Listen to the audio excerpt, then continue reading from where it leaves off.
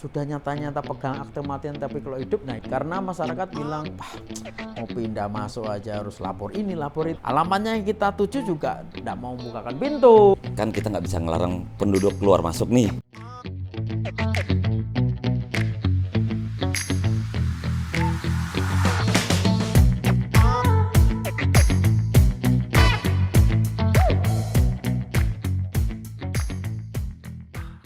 Assalamualaikum teman pemilih, berjumpa lagi di podcastnya KPU Kota Samarinda. Saya hari ini sebagai host, Ketua Divisi Perencanaan Data dan Informasi Akbar Ciptanto akan menemani kawan-kawan selama 20 menit 30 menit ke depan lah. Kita akan bincang-bincang terkait kerja-kerja KPU, terutama Divisi Perencanaan Data dan Informasi, terutama dalam kaitannya dengan pemutakhiran data pemilih berkelanjutan. Hari ini saya ditemani oleh saudara saya nih dari kamar sebelah. Namanya Mas Sugeng. Saudara Upin Ipin. Saudara Upin Ipin. Selamat siang. Ya, Mas selamat. Sugeng. Ya. Iya. Terima Gimana kasih. kabarnya hari ini? Harus fine. Harus fine ya. Harus semangat. Saya dengar kemarin 2 hari sakit. Wah, itu manusiawi, Mas. Oh, manusiawi ya. Habis Iya. muter-muter atau gimana itu? Iya itu. Non tahapan jalan terus. Tahapan jalan terus ya. Oke, siap. Yang penting tetap semangat Mas ya. Tetap nggak Dampingin bisa KPU nggak. ya? Ini tugas negara. Tugas negara, siap. Mas, kita akan bahas ini terkait masalah pemutakhiran kita. data pemilih berkelanjutan ya. Ya. Kan KPU ini lagi berjalan nih. Sudah ini triwulan keempat. Nah, kalau pandangan Mas sendirilah, saya minta pendapat Mas terkait PDPB itu seperti apa sih, Mas? PDPB ini kan juga pekerjaan saya juga kan. Iya. Nah, iya kita sama-sama nih mengawal PDPB. Ya, jadi gini, pemutakhiran data pemilih ini tidak bisa sendiri. Ya Siap. kan. Saya mengawasi jenengan di KPU dan juga kita juga melakukan koordinasi di seluruh stakeholder yang memang terlibat nanti dalam setiap ini kan kita pleno ya. Iya, Setiap 3 bulan sekali, triwulan pleno ya kita libatkan. Nah, masih di dalam real. real ya. Kalau kereta api ini menuju sebuah stasiun besar itu kita masih bersama-sama. Oke, siap. Jadi apa yang dilakukan oleh KPU juga seiring sejalan dengan apa yang memang jadi tugas pokok dari Bawaslu. Bawaslu melihat sampai saat ini KPU telah melaksanakan yang namanya seluruh tugas pokoknya, yaitu di pemutakhiran data pemilih. Cuma ada satu hal yang mungkin menjadi saran untuk KPU nanti selanjutnya. Beberapa waktu lalu Bawaslu sudah ada koordinasi dengan disabilitas misalnya, karena beberapa pertemuan kita dengan pegiat disabilitas dan juga penyandang disabilitas bahwa mereka juga perlu diikut sertakan atau dilibatkan seperti Lapas, seperti rutan, karena mau tidak mau suka nggak suka disabilitas pada posisi rekapitulasi pemilu dia ada juga nongkrong datanya di situ gitu. Oke. Nah, dan kebetulan kan Pak Akbar sendiri kan yang menerima data dari Bawaslu soal disabilitas 1.400 NIK yang kita sampaikan ke KPU, dan ketika ditabrakkan langsung dengan data yang memang turunan dari DP4 gitu kan, keluar ya tuh berapa? 300 ya? 300. Yang ternyata belum terdata ya. Iya. Itu Makanya gimana itu? Iya, kan gimana ya? Saya sebenarnya sangat senang sih dengan kerja-kerja Bawaslu, terutama ketika melakukan pengawalan ya. Siap. Iya, kan akhirnya kita temukan ada 300 data disabilitas yang menurut data kelompok disabilitas itu yang ternyata belum masuk terinput di dalam datanya di KPU. Betul. Karena kan sangat penting Mas ya. Berarti itu apa ya statusnya? Belum terdata. Belum terdata saja, penduduknya ada, saja. cuma belum terdata sebagai disabilitas. Tapi kan memang agak susah Mas. Betul. Kan? Iya. Saya menanggapinya begini. Jadi kemarin pada saat saya sampaikan ke kelompok disabilitas itu, kita kan coktas kemarin kita dampingi itu dari KPU juga susah ya kita nemui. Karena kendalanya apa Mas? Introvert itu kayaknya. Oh, introvert ya. Iya kan beda kan. Ini kan perlu penanganan khusus. Nah, trik-trik khusus ini nggak ada pelatihan khusus ya kayaknya. Kan kalau KPU kan SOP-nya jelas Mas, harus datangin orangnya. Iya. Kan yang jadi susah ketika kita datangin nggak ketemu orangnya, kita datangin nggak mau jujur. Iya, kan itu Mas temukan juga kan ketika dampingin? Oh iya sama, ini hampir sama mungkin kalau kejujuran itu ketika saya ngobrol dengan Kalapas itu juga orang yang datang ke penjara, itu juga banyak yang tidak jujur soal data gitu, kan. ya. Nah, itu urusan next lah. Tapi yang jelas dalam situasi hari ini Bawaslu melihat bahwa kita masih berada di real yang jelas. Itu satu. Yang kedua, mungkin yang banyak kan yang terlibat dalam kegiatan apa namanya PDPB ini kan. Misalnya kayak pada saat kita Coktas kemarin yang sebelum triwulan 4 ini menuju triwulan 4 ini juga ditemukan orang meninggal yang sebenarnya posisi di lapangan masih hidup. Oke, masih kita temukan lagi ya. Itu juga. Tapi datanya ini masih kami kumpulin nih Mas. Ya, itu. Tapi memang masih kita temukan ya. Nah, cuman data yang masuk di KPU dan juga hasil koordinasi dengan Bawaslu itu juga orang-orang meninggal ini rata-rata kan kita nggak punya sendiri nih, ya kan? Selain data KPU juga ada data dari Dukcapil. Nah, misalnya kalau ditemukan ada akte kematian sudah nyata-nyata pegang akte kematian tapi kalau hidup, nah itu kan siapa yang bertanggung jawab ini kan? Kalau di KPU kan kami laporkan KPU RI ini Mas, karena di KPU RI. Itu di-delete kah enggak atau gimana kan gitu. Iya. Kalau di KPU kan ini biar teman-teman pemilih juga paham ya. Kan kalau KPU temukan hal-hal seperti itu, biasanya datanya itu akan kami kirim ke KPU RI untuk segera diperbaiki agar dihidupkan kembali gitu Mas. Gitu, ya. Nah, tapi kan selain itu juga KPU Samarinda biasanya juga akan bersurat secara resmi ke Disdukcapil Kota Samarinda itu untuk memastikan bahwa penduduknya itu tetap hidup gitu loh. Maksudnya mereka tetap turun ke lapangan, cek, meskipun sudah kita lampirkan foto, video gitu loh. Iya. Nah, itu kan kasus-kasus yang menarik kita temukan di lapangan Mas. Iya. Enggak menarik lagi, ini memang nyata ya kan. Enggak gampang loh Mas Akbar. Ya? Kita turun ke lapangan itu di saat semuanya efisiensi ya kan. Mencari orang, menemukan walaupun alamatnya itu ya alamatnya cuman gitu-gitu aja kan. Kita mencari ya kan, bayangin ya, kita naik motor, naik kendaraan ke sana kemari hanya mencari seseorang. Itu belum kalau hujan ya? Nah, belum kena banjir ya? Belum kena situasi cuaca ya mungkin. Nah, ini juga Mas Akbar. Terus ini juga ya Mas Akbar, saya mau kasih informasi. Oke. Bawaslu juga sudah bergerak menemui beberapa stakeholder terutama kebetulan kita kemarin kan sempat ngobrol sama decision maker di DPRD ya kan. Nah, kebetulan juga Bawaslu podcast juga itu. Ya kan, hostnya juga saya sendiri. Jadi saya menggali bahwa ketua partai juga harus terlibat secara langsung dan mengerti bahwa pada saat ini inilah saatnya mereka melihat bahwa benarkah masa mereka yang terutama kemarin saya sempat ngobrol dengan Pak Helmi bahwa yang milih Pak Helmi itu sekitar 5.000. Nah, Pak Helmi kita sampaikan saran ke Pak Helmi juga dicek 5.000 orang yang milih Pak Helmi itu masuk nggak di dalam daftar pemilih berkelanjutan ini. Jadi, walaupun saya paham dari KPU paling enak kalau ngerocek pakai DPT online ya kan gitu. Jadi secara nggak langsung sebenarnya kan PDPB ini bukan hanya kerjanya KPU sebenarnya, bukan hanya kerjanya Bawaslu tapi semua stakeholder yang terlibat di dalamnya. Jadi untuk memastikan bahwa data pemilih ini benar-benar pure orang warga Samarinda. Betul sekali. Dan tidak ada yang tertinggal ya. Betul sekali. Nah kan memang jadi agak sedikit ironis nih Mas, karena kan itu apa itu? KPU ini kan mendapatkan datanya kan dari Kementerian Dalam Negeri, dari Dirjen Dukcapil. Nah, terkadang kan orang yang pindah domisili masuk ke dalam atau yang pindah keluar itu tidak tercatat atau tidak diketahui, tidak diketahui oleh RT setempat. Itu tuh gimana Mas? Ada nggak ditemukan kemarin ketika Coktas? Jadi gini, saya sempat juga karena Coktas itu pendampingan Coktas. Kalau di Bawaslu ada namanya uji petik. Ya nanti kalau dalam pleno uji petik yang kita lakukan juga akan kita sampaikan di pleno KPU. Semua intinya adalah validasi ya. Iya, benar.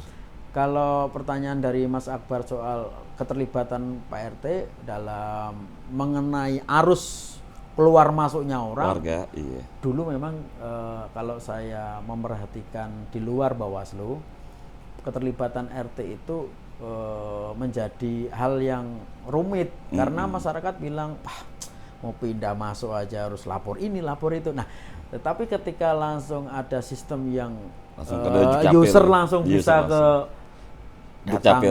datang pindah datang keluar, datang masuk datang keluar ke Dikcapil, Pak RT-nya juga yang ngeluh. Nah, karena dalam Coktas kita datang itu ketika alamatnya ini dianggap meragukan, kita pasti datangi ke Ketua RT, ke RT, ke rukun tetangga. Dan nyata-nyata RT kadang-kadang ada yang tidak tahu warganya ya.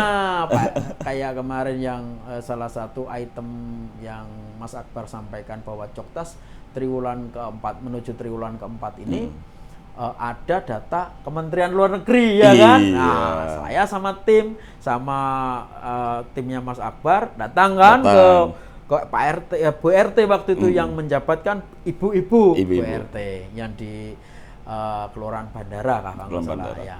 Oh iya, tapi saya juga kurang mengerti lah. Alamatnya yang kita tuju juga tidak mau membukakan pintu gitu kan. Nah ini juga persoalan secara teknis saja kan. Di lapangan. Cuman moga-moga saja dalam podcast ini didengar oleh stakeholder bahwa mengkolaborasikan antara Dikcapil dengan RT di antara perangkat-perangkat daerah ini bagaimana gitu kan. Karena berarti memang ya seluruh stakeholder jangan menutup pintu bahasanya, harus terbuka. Itu ini harus kerja besar, kerja besar banyak ya.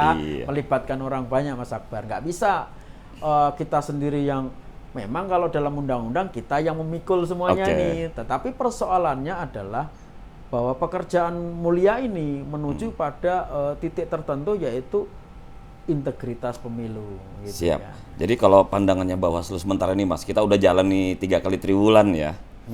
Nah, kalau menurut Mas, apa yang harus diperbaiki KPU kalau menurut Bawaslu nih dalam proses PDPB? Ya selama ini yang kita rasakan ya KPU welcome ya, artinya kalau memuji jangan dulu deh kan. Jangan dulu dipuji. Nanti saya besar telinga Mas. Nanti soalnya harus saya minta kritik nih, harus minta kritik saran. Ini apa nih Bawaslu puji emang teman tuh. Ya itu jangan. Jadi fungsi kita adalah menjadi mitra yang sehat. Jadi bukan mencari titik lengah yang kosong untuk menghujat, tidak. Iya.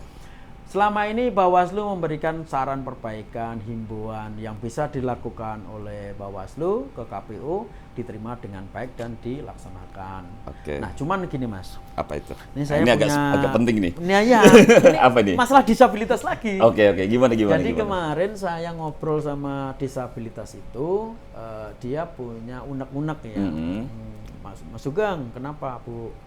Saya ini ketika pemilu nasional kemarin ngecek ke setiap TPS yang memang potensinya ada disabilitas, misalnya disabilitas daksa misalnya, kayak saya misalnya harus menyesuaikan meja, terus tempat tinggal kami dengan TPS itu yang kira-kira aksesnya ke sana. Kebetulan putra putri saya 2 orang ini daksa semua, harus pakai kursi roda. Nah, saya menanggapinya mungkin saat itu juga Bawaslu juga, saya menyadari bahwa kami juga harus mencari data secara konkret supaya nanti di pemilu yang akan datang Bawaslu bisa memberikan saran dan masukan dalam bentuk rekomendasi misalnya di setiap TPS yang dilakukan oleh ad hoc KPU untuk memenuhi fasilitas disabilitas.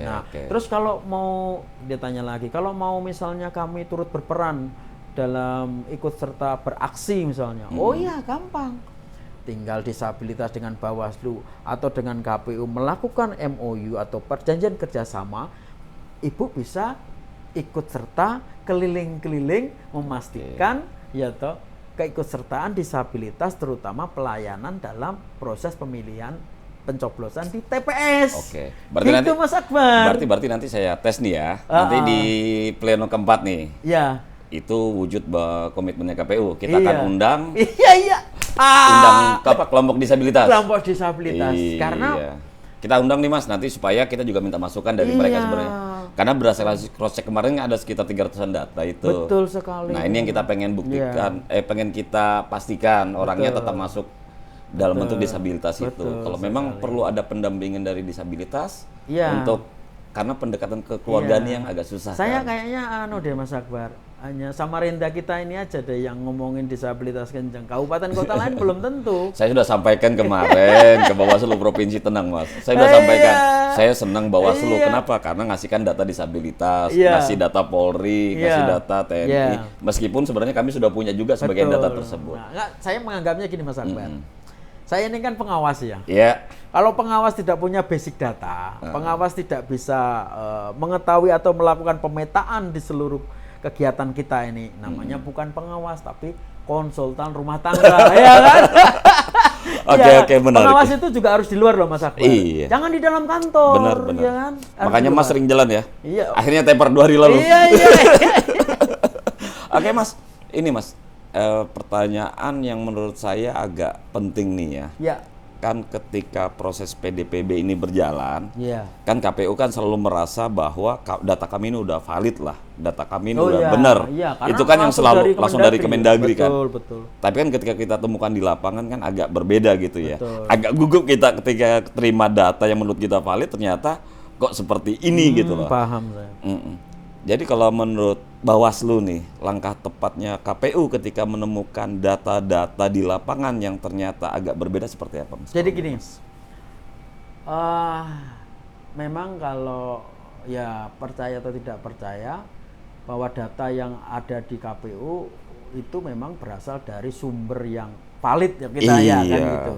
Cuman ketika kita lakukan nggak usah jauh ya, konteks pembuktiannya kan ada di Coktas itu ya. Iya. Nah, walaupun itu samplingnya kan random gitu kan. Cuman saya memberi saran aja begini, kita tetap optimis bahwa data yang kita punya adalah data valid. Tetapi kita juga tidak boleh menolak adanya saran dan masukan dari semua stakeholder. Makanya gini Mas Akbar, di dalam pleno keempat nanti rencananya kita akan kumpulkan, kita gabung deh dalam satu WA group aja kan.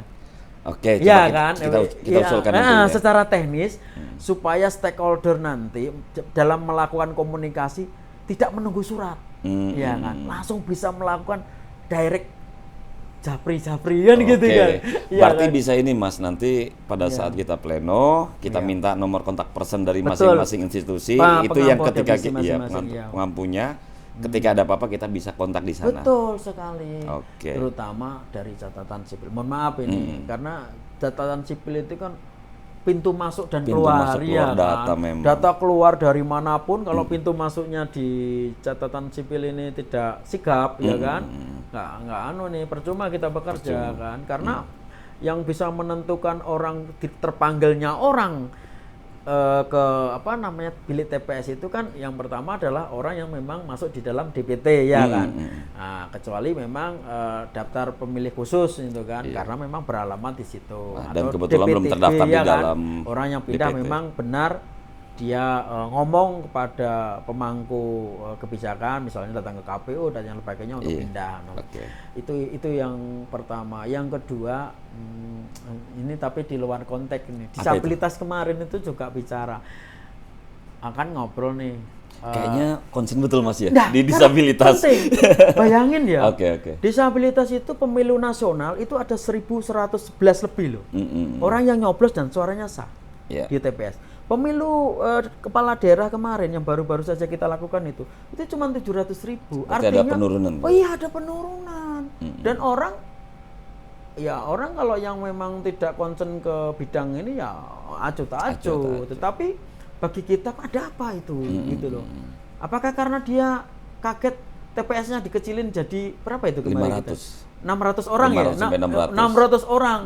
Yang tadinya harusnya TPS-nya banyak jadi mengecil. Apakah itu? Nah, saya juga ngomong sama sumber daya Tapi manusia. itu kebijakan nasional Mas. Ya itu dia barang kan. Itu dia. Ya kebijakan nasional tapi kan topografi orang itu kan nggak ngelihat gitu. Nah itu kalau disabilitas saya menganggap ini memang di luar konteks. Tapi nanti kalau misalnya Mas Akbar ketemu dengan dinas Dukcapil, dia bilang mereka minta dikategorikan di kartu keluarga. Oke. Sehingga Dukcapil nggak repot-repot melakukan agregatisasi data.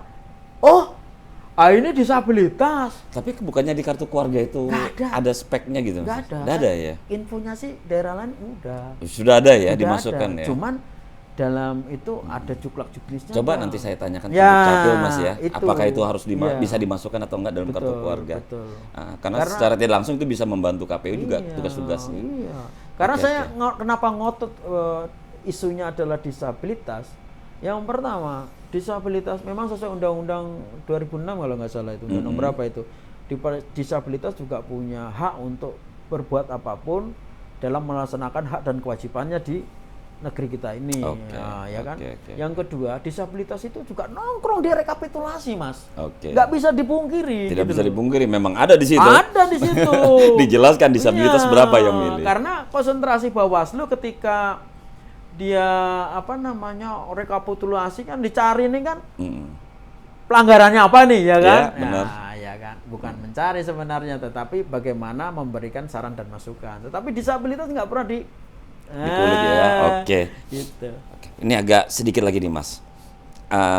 Pertanyaan terakhir dan Ya. memang perlu pembahasan yang agak dalam Ya sebenarnya. apa itu ya kira-kira? Kan kita nggak bisa ngelarang penduduk keluar masuk nih. Mau ya. Nggak bisa kan? Nggak bisa. Nah, dan itu yang memang cukup besar di Samarinda Mas. Data penduduk yang masuk ke Keluar, Samarinda. masuk. Apapun motivasinya. Apapun motivasinya, baik itu untuk mau kerja, mau kuliah, pendidikan, Iya. ataupun apapun itu ya. Nah, menurut Mas gini ya, kan ini banyak nih pekerja-pekerja yang masuk Samarinda. Betul. Kalau menurut Mas itu apakah mereka harus ber-KTP Samarinda kah? Atau harus pindah ke Samarinda kah? Atau seperti apa kalau menurut Mas? Data keluar masuk yang tidak permanen itu kita juga harus bijak ya. Iya. Tapi kan ini merusak DPT sebenarnya, daftar pemilih Mas. Hari ini masuk, besok kita coret. Kalau misalnya DPT sudah ditetapkan, terus banyak harus keluar masuk, ya itu mungkin ada kecurigaan kita ya. Tetapi kalau dalam proses sampai pemutakhiran ini, saya kira ya masih wajar ya, namanya NKRI kan ini kan. Orang mencari sesuatu nasi ke A, ke B, ke C, ke D, dia ya. Tapi kalau berbondong-bondongnya ini ya ada kira-kira jumlah massal apa enggak? Kan kalau per triwulan berdasarkan datanya KPU Kota Samarinda Mas ya, itu yang pindah domisili ke Samarinda tuh per triwulan tuh hampir 5 ribuan. Yang pindah keluar juga 5 ribuan. Berdasarkan data DP4 yang turun. Apa ya sebenarnya terjadi fenomenanya? Kalau kita kan kalau saya lihat sih, iya kita ngurusin pemilu ya. Iya, tapi kan kita kan karena mengurusin pemilu, datanya iya, kan betul. Kita pengen memvalidasi setiap saat warga yang masuk, warga yang bakal jadi DPT ini daftar pemilih tetapnya. Nah, tapi ketika data warga masuk 5.000, yang keluar 5.000, nanti 3 bulan lagi masuk 5.000. Ini kan apa ya, walaupun itu melelahkan, tapi kita juga menjadi bingung karena bukan saja terjadi pada saat menjelang pencoblosan. Bicara indeks kerawanan pemilu, masuk nggak ya itu ya kira-kira? Kalau urbanisasi dari kan kita nggak bisa larang tuh mereka ya masuk. Ya nggak bisa larang. Bagaimana kita mau ngelarang?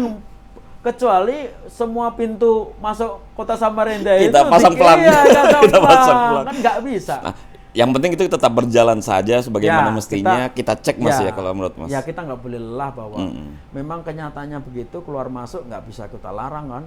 Orang berpindah keluar kan.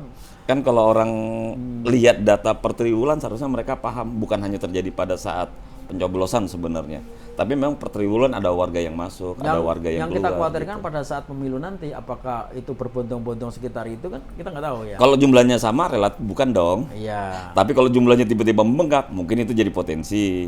Ya itu kita sampaikan ke pemerintah daerah lah, maunya gimana. Kalau menekankan pada KTP harus permanen, ya apakah itu menjadikan apa? Kan itu seperti masukannya Dewan kemarin Mas, waktu kita silaturahmi. Tapi nggak bisa Mas, Gak ini bisa kan juga. ketentuan nasional. Kita ini kan hanya hierarki kan Mas. Iya. Kita mau nyampaikan itu kalau memang isu itu menjadi Kan katanya, konsentrasi nasional bisa saja, tetapi itu nggak bisa, hak asasi manusia.